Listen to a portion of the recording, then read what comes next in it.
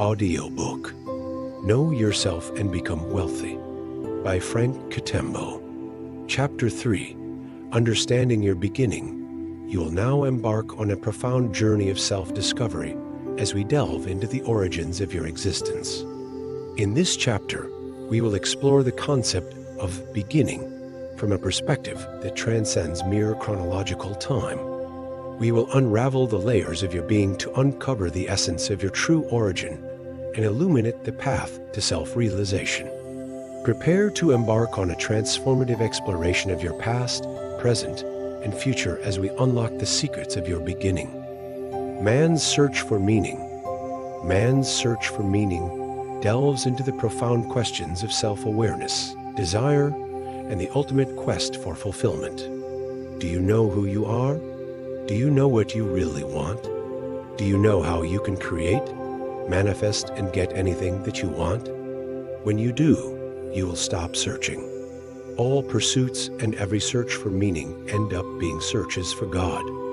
And in the pursuit of discovering God, one eventually and ultimately end up in finding themselves, or at the very least, in finding God hiding inside of their own self. Firstly, to truly comprehend your identity, one must embark on a journey back to the genesis of creation there to meet your Creator. You were birthed as a seed from the essence of the Father. Just as all other creations bear resemblance to their parents, so do you. You bear the likeness of your source, the living Father, the Creator of all. To grasp the essence of your being, it is imperative to understand the nature of your progenitor. Your Father is the ultimate creator, and in His image, He fashioned you as a creator. Thus, you are not merely a creation, but also an embodiment of the creative force itself. You are intricately entangled in the quantum essence of divine creation, a fractal manifestation of His infinite existence. In your very being, you reflect both the act of creation and the creative force itself, existing as a quantum entanglement both with and within the divine itself. This revelation is both profound and transformative. It is the key to your liberation and empowerment. This is the truth that will set you free. Embrace it, believe it, and become the magic that you seek. Embrace this truth, believe and have faith in it, and unlock the boundless potential within you to manifest the miracles you seek. If you so dare, I will show you how far the bottomless rabbit hole goes. Secondly, as a piece of creation, you must also understand how creation works. As long as you live as a piece of creation, you will be fully subject to the laws of creation or nature. Only at a point when you decide to fully embrace your true nature as a creator will the laws of creation be able to bow down to you and obey your commands. Thirdly, you may be in possession of the most advanced smartphone. You may possess the knowledge and master how to operate it. You may be the creator. However, if you cannot put it to correct use, you are as good as a caveman. In fact, to put it in correct perspective, you are in great danger from its improper use. Handled improperly, it can explode, boomerang, and destroy you. The multitude are living this truth right now. You need to know yourself so you can work and apply yourself properly after your own kind. You need to understand the laws of creation so you can harness and ride them as your very own. Your current attempts at mastering these laws may seem clumsy, but this is primarily due to your forgetfulness regarding your authentic self. Indeed, you have forgotten who you are. Look deep inside and you will feel who you are, and it will be clear what you want. What is the nature of the Father? The Creator is one. He is the light, and all creation are His babies. He is the cause of all, and all creation is the effect of His physical manifestation. The laws of the Father are but one. He is the light that came into existence on His own accord. The more we check inside of us, and the closer we look, we only see one thing: wonder and the Father Himself. The same is true for everything and everywhere you look. Your Father is everything that is and everything that is not. He is the creator of all things, and all things come from what he is. Now, if this were not enough a wonder, behold, there comes man. Simply put, we have already seen that man is both creator and creation. Think of it as being more of God creating himself. Strange as it may sound, that is exactly what it is. You are the Father in you that created himself. Profound and yet so true. God never created anything from nothing like you were made to believe. He created everything from himself. This is clearly demonstrated in the fact that everything imitates his very nature. A perfect cycle for night and day, the rhythm of time and the seasons, it all perfectly and fractally imitate him. Whether in science or in religion, we can clearly see that he came down to become man. Out of the dust, he creates a temple to descend and dwell in, and the temple becomes living flesh because of his presence in it. I say to you that God is simple, and you say God is incomprehensible and indecipherable. He is that which is, and he is also that which is not. So, I ask, are you my friend the dust and clay that he fashioned, or are you him that descended? Or are you both, or are you none of these? Or yet something else? And if you are not him, how else would you be? This revelation is simple and basic, yet deep, and only those with understanding will grasp it. Only those souls ready will embrace it, at which point they will be fully awakened. But the rest will be troubled at this point. I have looked closer at the things I was told were different or opposite, and am yet to figure out the difference. The more I scrutinize and look, the more all things seem to be the same, only varying in degrees. Only to find a perplexing revelation that they are all sitting on the same fabric flower of life-line plane on the vast spectrum of existence. All things are the same. We are able to differentiate between them only when we ignore what lies in between and recognize the two extreme points of the same thing. And so, you have a foot and a head if you ignore that it is just a single human being. You have South Africa and Europe if you ignore the two locations are but the same on Earth. In your attempt to discern distinctions, you often focus solely on the extremes, neglecting the intricacies that lie between. By acknowledging the two endpoints of a spectrum, you create a dichotomy that allows you to differentiate, albeit superficially. Yet, when you broaden your perspective to embrace the nuances in between, you recognize the inherent unity of all things. It is in this realization that you uncover the profound interconnectedness that permeates the fabric of existence, blurring the lines between what you once perceived as disparate entities, and hence what is, and that which is not become one, God and you. Now the law of spirit is one. Spirit is all. It is everything that is and everything that is not. If you understand this, you will know both the beginning and the end of all things, for both the beginning and the end are but one. If you find the beginning, you find the end. Then you will come to know that there is no beginning and there is no end. There was never a beginning in the first place, and there can never be any end. Even science knows this fact, though it is amazing to see science continue searching for the beginning and for the end. It is now as it was before, and even then, there is no future, since even then it will be now, just like it has always been. It never changes from the now. Therefore, you must bring yourself to the now to align with your true nature. Now is all you have. It is as it was, as it is, and as it will ever be. It cannot be better than it is, and it cannot be worse than it is. You are all you need. Everything else is just a burden, and may end up just weighing you down or straying you away from being the authentic you. The world is waiting for you to give it what is inside of you, the true you. Our Father is Spirit, the eternal living being.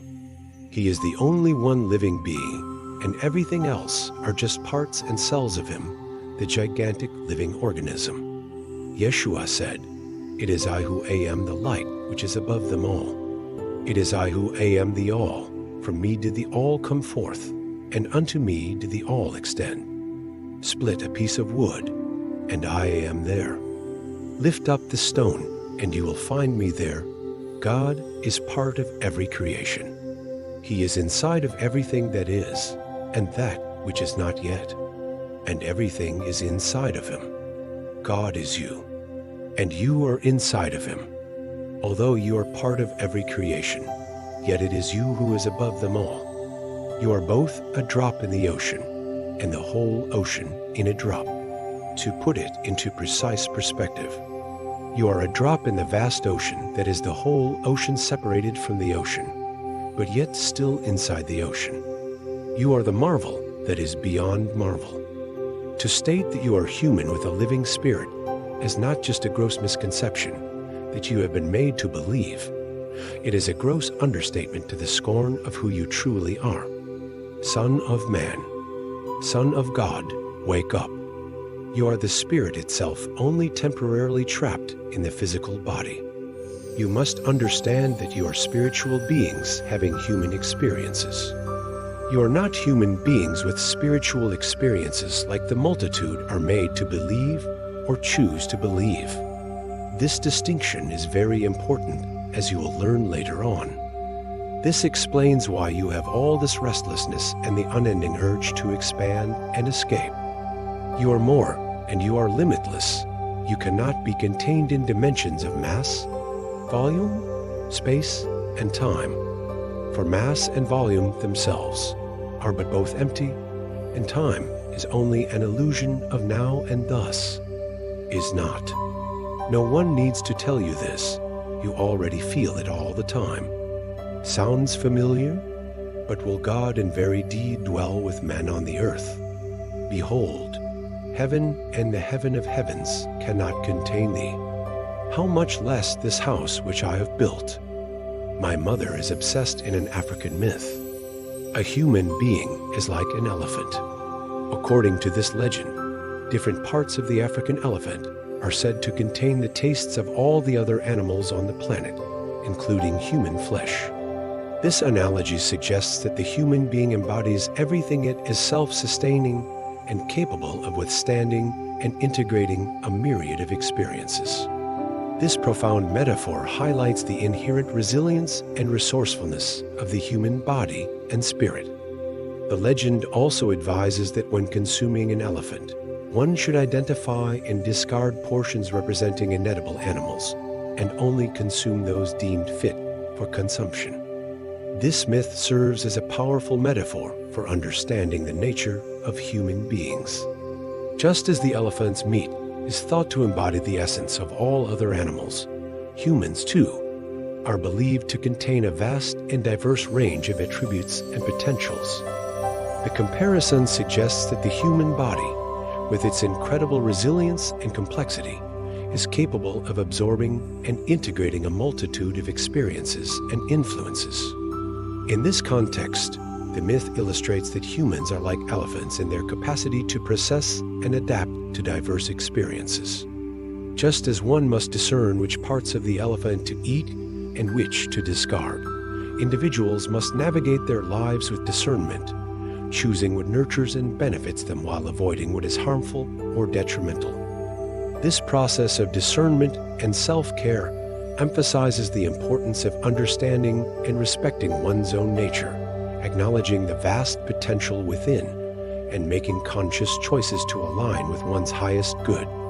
By drawing this parallel, the myth underscores the idea that, like the elephant, humans embody a rich and varied spectrum of experiences and potentials, encouraging us to approach our lives with wisdom, mindfulness, and respect for our complex and dynamic nature.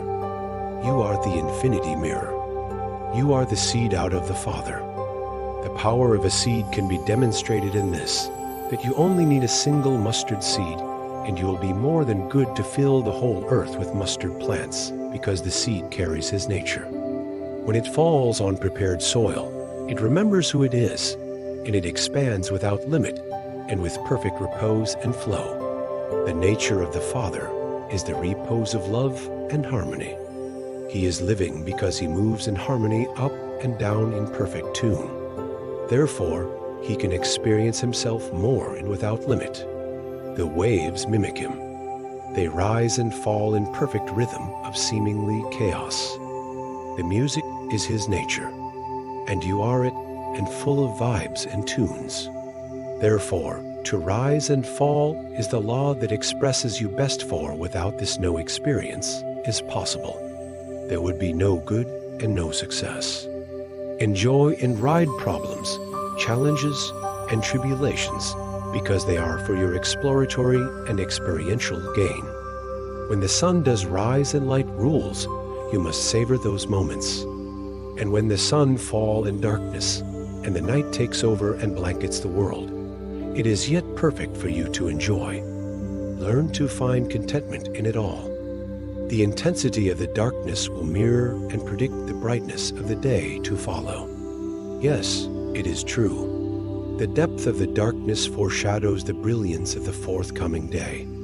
Therefore, hell is your blessing, otherwise without it, you can never know paradise, no mud, no lotus.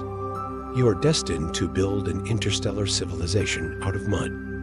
This is why you had no choice but to eat the forbidden fruit of knowledge, so you can know and enjoy paradise. In life, you have no alternative but to partake of the forbidden fruit of knowledge, as it grants you the ability to appreciate and relish the beauty and goodness of paradise.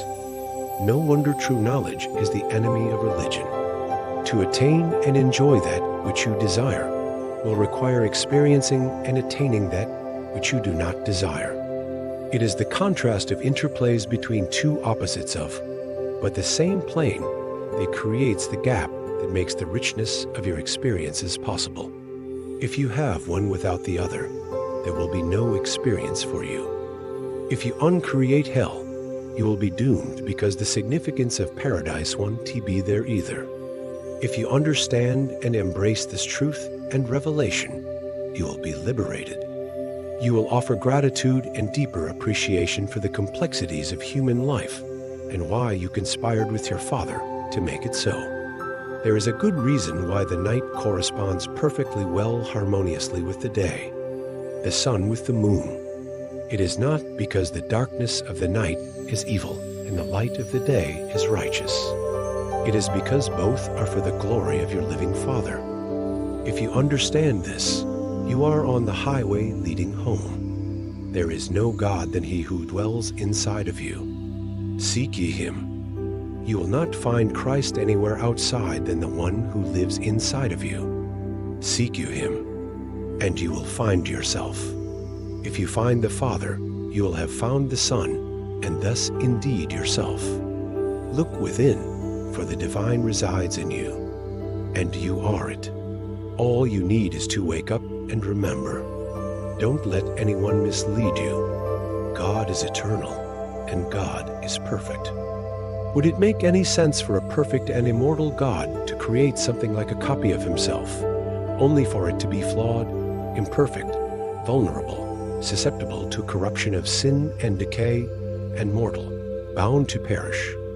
That would only be true if God himself were imperfect and mortal, which he is not unless you are transacting and foraging with a deity who is not the creator of all or somehow less God. If he is truly perfect, then everything he creates must carry a reflection of that perfection. This points to a deeper truth. You are not just a mere mortal destined to fade away, but a divine creation intended to evolve towards the perfection from which you were conceived. Anything less would contradict the very essence of a perfect creator.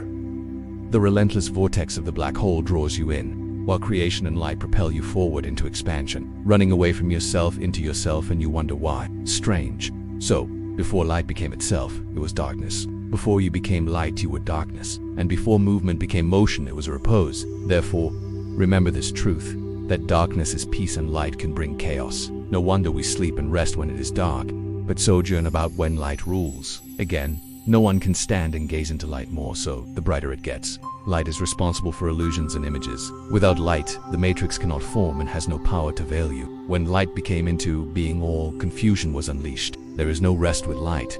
It is children of light, the light beings who are responsible for the chaos and confusions of all kinds, because of their perpetual motion tendencies.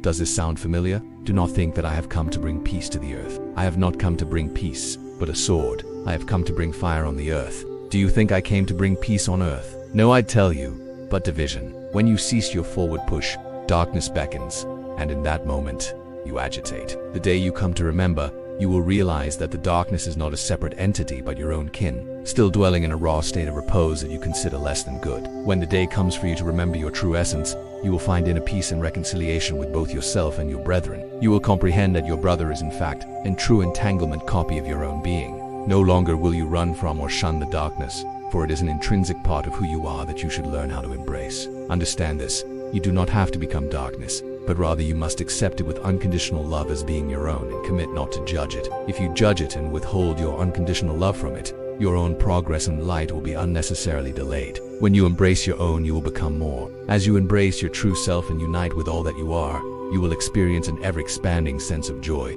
There will be no limits to the heights of happiness you can achieve. For your journey of self-discovery and unity will be a continuous and eternal path of growth and fulfillment. So, the interplay of motion and rest of thoughts, words, a sacred song and action you became and remain forever. You are light and illuminated because you are in eternal motion. You are at rest and thus a sacred song, because your motion is balanced in perfect harmony. And so, whatever you create, if it points away from darkness, it makes you feel good, and you know that you are on the rightful path leading you back to your true abode. Because this is your new home that you have chosen for yourself from the very outset of the beginning. In this mystical journey, you may embark on countless endeavors and face what appears to be failure. However, remember that failure itself is merely a reflection of your past dwelling, your old home. True failure is elusive because you are inherently bound for success. Even if you momentarily choose failure, you can always discard it and grasp success once more, for you are perpetual motion.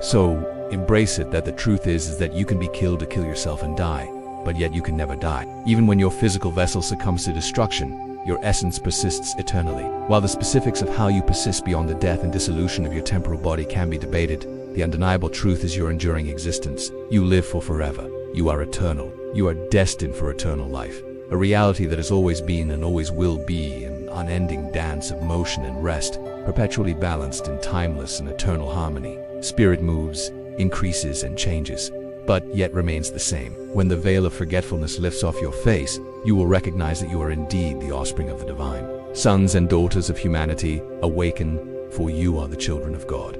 Sons and daughters of God, arise, for you are not the progeny of mere mortals. It is you, and if they ask you, who are you and what is your name? Say with all conviction, I am its royal seed. My father and mother and I are one, and here is your name. Now they may say to me, what is his name? What shall I say to them? And he said, thus you shall say to the sons of Israel, I am has sent me to you. God furthermore said to Moses, thus you shall say to the sons of Israel, this is my name forever, and this is my memorial name to all generations. Upon awakening, as your memory reclaims its place in the present, you'll recollect that I am sent himself this way. He embarked on this very journey, extending himself to this point. It is within this awakening that you will recognize your true identity, that you are indeed an extension of him.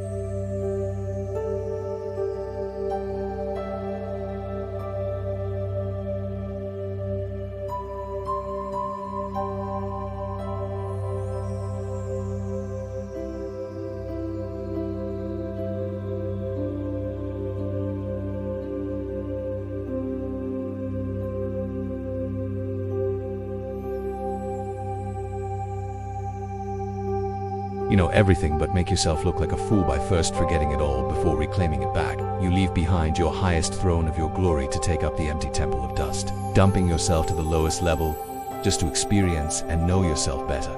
Yet in this, you prove and demonstrate an innate knowledge that you know it all. You create everything to magnify your own glory. Absolutely everything, no matter where it is or how it exists, can do nothing but sing of your glory, which abounds forever. The sacred songs were sung, and thus you sung them in 6 days and birthed the flower of life. They unfolded in 6 days of creation. And in his divine rhythm, he is three embodied in the divine Trinity. And so, you are the Father, the Holy Spirit, and the Son. He is consciousness, the essence, blueprint, and force that writes, inscribes, and moves, propels the ether. You are the ether that obeys and is molded into the birth of the Son. As the essence of the ether, you are obedient and malleable, birthing the Son into existence. You are the Son, the manifestation of creation, the physical expression of the entirety of himself. You are the existence of all of himself. The ether is not and exists non-existent on itself, yet it is all that becomes the expression of the all that we behold with our eyes. The nothing is everything, just as everything is nothing. God, the creator of all, does not have a creator other than himself. If he is all that is, he cannot give out anything other than himself. You are a fractal piece of him and thus also behave the same way. You cannot have a creator different from yourself, because you are already the whole of the one who birthed you. Strange but so true. The concept of a creator for God, the creator of all, is paradoxical, for God is considered the ultimate source of all creation. In a similar vein, as a fractal piece of God, you inherently carry within you the essence of your divine origin. Just as God is self-existent and self-sustaining, so too are you, a reflection of that divine essence.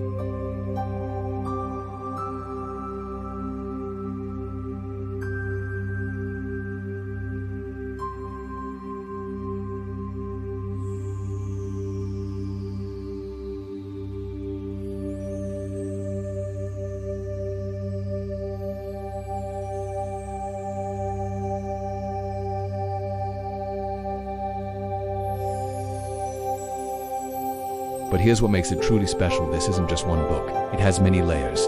Like you're getting the wisdom of 40 books in one. Don't just stop here. Get your own copy and take the next step toward mastering your mindset, unlocking your potential, and building lasting success. Your future self will thank you.